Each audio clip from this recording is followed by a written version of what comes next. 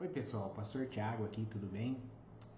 Nesse vídeo aqui eu gostaria de tratar de um assunto bastante importante com vocês, que é por que então eu me tornei um crente batista e não qualquer outra profissão, não qualquer outra expressão de fé evangélica, né? Uma vez que eu já compartilhei aqui com vocês que eu nasci num lar católico, mas que saí da Igreja Católica antes mesmo da minha experiência de conversão ao Evangelho, numa igreja protestante, e depois me converti no pentecostalismo, né?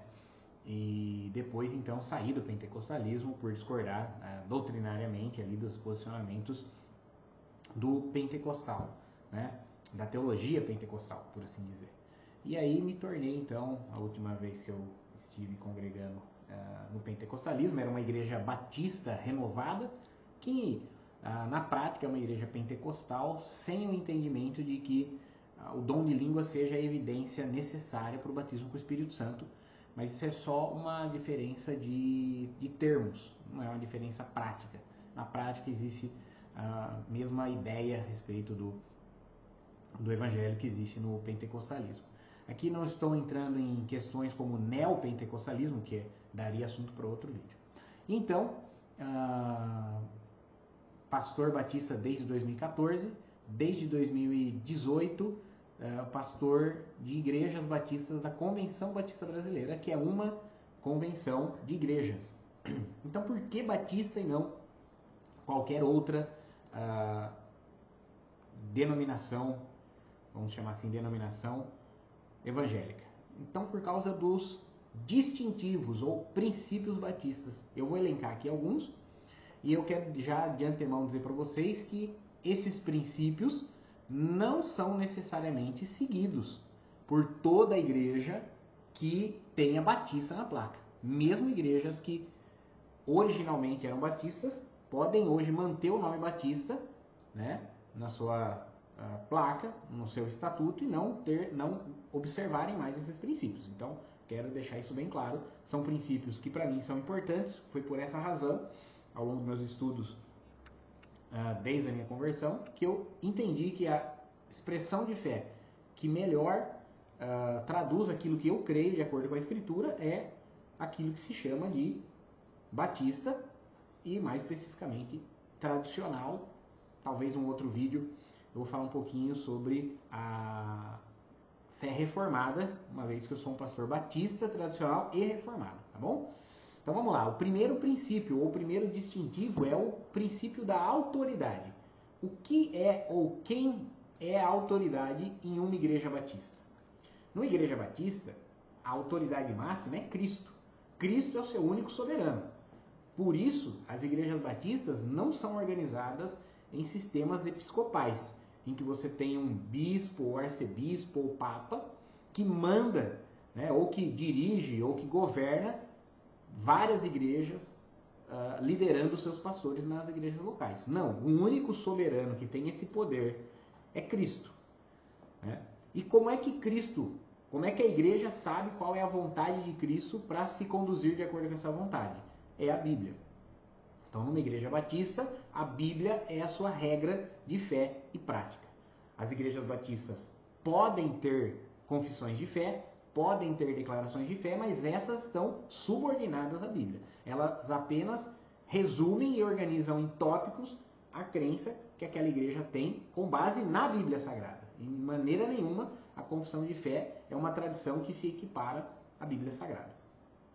Nesse sentido também, o segundo princípio, que se liga diretamente com esse princípio da autoridade, é o princípio da autonomia da igreja local. Por entender que Cristo é o único soberano da igreja, as igrejas batistas que seguem esses princípios denominacionais históricos, elas são igrejas congregacionais. Cada igreja local é uma congregação autônoma, que não se submete à autoridade supra-eclesiástica, acima da igreja local, e nem nenhuma autoridade denominacional.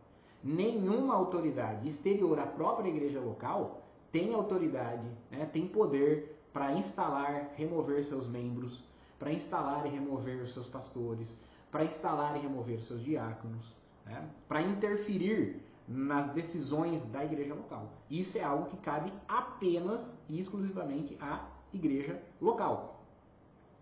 Por ser igrejas de governo congregacional, a cooperação entre as igrejas é voluntária. As igrejas batistas cooperam entre si e, se quiserem, cooperam com igrejas de outras denominações voluntariamente. E elas podem fazer isso organizando-se em associações e convenções. O papel da convenção não é governar as igrejas. O papel da convenção, das associações ou qualquer coisa do gênero é apenas facilitar a cooperação entre as igrejas e nada mais.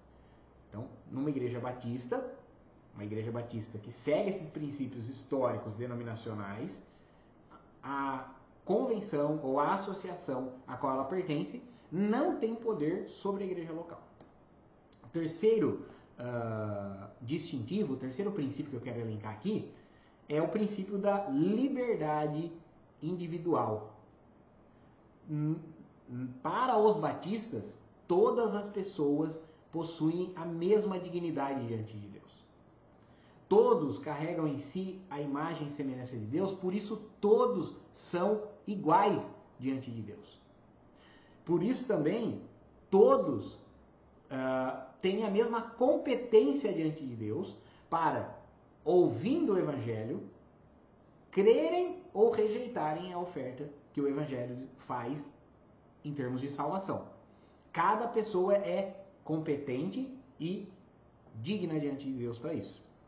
Por isso, nós não batizamos nossos filhos. Por isso, nós acreditamos que a fé dos pais não pode ser o pretexto para infundir fé nos filhos. Cada pessoa precisa ter uma experiência de conversão única e pessoal. E isso também significa que todos são responsáveis diante de Deus. Todo homem é digno, e todo homem e mulher, obviamente, né? Hoje em dia a gente tem que deixar claro que aqui homem não significa apenas o indivíduo do sexo masculino. Toda pessoa é digna porque carrega a imagem e semelhança de Deus. Todos são competentes diante de Deus para aceitar ou rejeitar o Evangelho. E todos são responsáveis por ter crido ou por ter rejeitado a salvação que é oferecida pelo Evangelho. Isso nos leva para o próximo princípio, que é o princípio do sacerdócio de todos os crentes. Numa igreja batista, todos os membros gozam dos mesmos direitos e dos mesmos deveres perante a igreja local. Todos podem votar e ser votados para assumir papéis na liderança da igreja, desde que eles apresentem as prerrogativas e recebam o preparo. Qualquer membro de uma igreja batista pode tomar parte, se ele for escolhido pela própria igreja local, para ajudar na liderança da igreja, quer seja administrando os bens da igreja, exercendo o papel de diácono, quer seja ajudando na liderança espiritual, no papel de pastor. Por isso também o próximo princípio nosso é o princípio da membresia regenerada. Nas igrejas batistas, espera-se que apenas aqueles que se converteram sejam membros da igreja local. Nós, por isso, praticamos o credo ao batismo. Somente as pessoas que professam fé em Jesus são batizadas e recebidas como membros. E se recebidas como membros vindas de outra igreja, também somente mediante terem sido batizadas depois de terem se convertido, é que podem fazer parte da membresia da igreja local, uma vez que elas vão tomar parte no governo da igreja, uma vez que elas vão tomar parte na escolha dos seus líderes, uma vez que elas vão tomar parte no processo de disciplina dos membros, que é justamente a implicação de uma membresia regenerada. Quando o membro de uma igreja batista tradicional e séria, que guarda esses princípios históricos, ele demonstra não ser um crente verdadeiro, porque passa a praticar os pecados e uma conduta que não conduz com aquilo que a Bíblia pontua para nós, e não demonstra arrependimento diante disso, ele precisa ser, como a Bíblia ensina, disciplinado. E a disciplina sempre visa o arrependimento e a correção. Mas, quando depois de 1, 2, 3 tentativas, em particular, na presença de testemunhas e diante de toda a igreja, um membro não demonstra desejo de arrepender-se, ele precisa então ser desligado da membresia da igreja. O próximo princípio é o princípio de termos só duas ordenanças, que é o batismo, que no caso das igrejas batistas é o credo-batismo, e por imersão. Então há duas exigências para o batismo ser considerado um batismo válido na perspectiva dos batistas. O primeiro é o candidato correto, ou seja, a pessoa que vai batizar-se, ela precisa ter se convertido antes do ato do batismo. Então ela precisa professar fé, testemunhar diante da igreja que ela se arrependeu dos seus pecados, creu no Evangelho e agora recebeu uma nova vida em Cristo. E o segundo requisito é o modo correto. É o modo que melhor ilustra aquilo que significa o batismo, que é o sepultamento do velho homem e o ressurgimento para a novidade de vida com Cristo, que é o que está lá em Romanos 6. O batismo não faz isso, mas ele simboliza, ele expressa essa realidade que aconteceu espiritualmente na vida daquela pessoa. Então, o batismo por imersão é o batismo válido quanto ao modo. E o batismo de crentes, ou seja, só depois da conversão, é o batismo válido quanto ao tempo em que o batismo ocorre. A outra ordenança que nós possuímos além do batismo é a ceia do Senhor. E nós seguimos majoritariamente o entendimento zwingliano a respeito do significado da ceia, ou da natureza da ceia, melhor dizendo. Enquanto no catolicismo a ceia é uma transubstanciação, o pão e o vinho se tornam de fato o corpo e o sangue de Cristo, essa é a crença católica na transubstanciação. Entre os luteranos, vulgarmente se diz que eles creem na consubstanciação, ou seja, eles creem que o pão e o vinho consagrado contêm o corpo de Cristo. E no calvinismo, Calvino defendia que Cristo está espiritualmente presente na ceia. Para os batistas, assim como o Zwinglio, considerar a ceia dessas três primeiras formas que foram apresentadas é uma forma de misticismo, é uma forma de entender a ceia como objetos mágicos. Então nós defendemos que a ceia é um memorial simbólico. O pão é só pão e o vinho é só vinho. Ou suco de uva é só suco de uva. E o benefício de participar está na fé daquele que participa. De maneira que nada acontece com o pão, nada acontece com o vinho, nada acontece com o comungante por participar do pão e do vinho, mas acontece por ele participar com fé. Então nós defendemos a ceia memorial e simbólica. Há também uma controvérsia entre qual deveria ser a maneira de servir a ceia. E hoje a grande maioria das igrejas evangélicas, já há um bom tempo, independentemente da denominação a qual pertence, servem a ceia de maneira livre. Ou seja, qualquer crente em Jesus Cristo presente na igreja, no momento da ceia, da celebração da ceia, pode tomar parte da ceia. Os batistas mais tradicionais, os que estão mais alinhados com esses princípios históricos dos batistas, defendem a ceia restrita. Ou seja, somente os membros em comunhão, os membros da igreja local em comunhão com a igreja podem participar da ceia, uma vez que a ceia também é utilizada como expressão da comunhão do corpo na igreja local e também como instrumento de disciplina na igreja. Basta você ler lá 1 aos Coríntios capítulo 10 e 1 Coríntios capítulo 11 para você perceber como Paulo apresenta a ceia nesses termos. Também as igrejas batistas, o nosso penúltimo distintivo ou princípio aqui, só possuem dois ofícios, ou dois oficiais, ou dois tipos de oficiais na igreja. Os oficiais pastores, e pastor, presbítero e bispo são sinônimos nas igrejas batistas. Assim, se você quiser chamar o seu pastor, seu líder local, de pastor, fique à vontade. Se quiser chamá-lo de presbítero, fique à vontade. Se quiser chamá-lo de bispo, fique à vontade, desde que você entenda que não existe nenhum grau hierárquico entre essas denominações, essas designações. O mais comum é que nas igrejas brasileiras se chame o pastor da igreja local apenas de pastor. Outra coisa é que a Bíblia também apresenta pastores no plural. Então, obviamente que a igreja terá um pastor que vai presidir a igreja local, mas ele deverá, sempre que possível, ser auxiliado por outros pastores. Tudo vai depender do tamanho da comunidade e da demanda do trabalho pastoral, mas a Bíblia apresenta sempre pastores no plural. O segundo tipo de oficial são os oficiais diáconos. E eles surgem lá em Atos 6 para aliviar a carga de trabalho dos pastores com relação às coisas materiais. Né? Então eles surgem em Atos 6 para cuidar da distribuição dos bens entre as viúvas. E hoje os diáconos atuam como uma diretoria executiva, administrando a receita, o patrimônio, o trabalho social da igreja. Enquanto isso, os pastores podem se dedicar à oração e ao ministério da palavra. Então, os oficiais diáconos são os oficiais que cuidam da parte do patrimônio e da receita da igreja. Né? Não é cabível que o pastor administre os bens da igreja, seja as ofertas que ela recebe, seja o patrimônio que ela possui. Isso aí deve ser conduzido por diáconos, que podem ser ordenados para servir de forma vitalícia, enquanto bem servirem, ou que podem ser eleitos para mandatos de 1, 2 ou 4 anos, como a igreja local decidir que seja.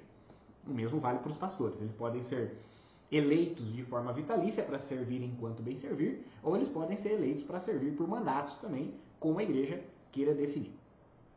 E o último princípio que eu vou elencar aqui para vocês, desses distintivos batistas, lembrando que esses princípios não foram elencados aqui numa ordem de importância. Talvez eu tentei elencar aqui numa ordem de correlação, mas não de importância. É a separação entre igreja e Estado. Então, os batistas surgem historicamente durante a Revolução Gloriosa, lá no século XVII, né? Fugindo das perseguições religiosas que haviam na Inglaterra.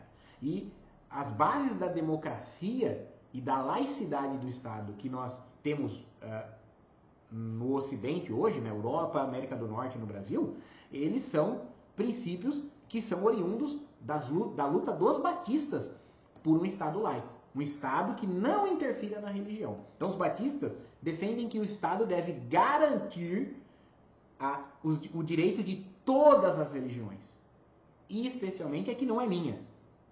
Eu quero ter liberdade para expressar a minha fé e quero que todos tenham liberdade para expressar a fé deles. Então nós batistas dizemos que toda pessoa é livre para crer, mudar de crença, deixar de crer naquilo que ela queira. E o Estado não pode impedi-la, desde que, obviamente, essa crença não ponha em risco a vida de terceiros. Tá? Outra coisa que é importante é que nós somos contra o Estado privilegiar de qualquer maneira qualquer expressão de fé, mesmo a nossa. Nós não queremos que nenhuma expressão de fé seja privilegiada por razões históricas ou culturais, nem mesmo a nossa. Nós queremos que todos tenham o mesmo direito garantido perante o Estado. E por último, o vídeo ficou um pouco longo, né? Nós defendemos que os batistas devem servir a sociedade visando o bem comum. Então, aqueles batistas que tiverem uma vocação, uma aptidão para a vida pública, devem servir na vida pública. Aqueles que tiverem uma vocação, uma aptidão para o direito, devem servir como advogados, delegados, procuradores, promotores, juízes, etc. e tal. E todo crente batista deve participar da vida da democracia, né? Pensando aqui no Estado brasileiro, votar e fiscalizar o trabalho dos seus governantes visando o bem comum e não em defesa de causa própria apenas. Tá? Então são esses os princípios batistas. São essa a razão pela qual eu sou batista e não qualquer outra expressão de fé. Quero deixar bem claro uma coisa aqui para vocês, que o reino de Deus não é batista, mas eu sou batista porque eu vejo que assim eu sirvo melhor no reino de Deus.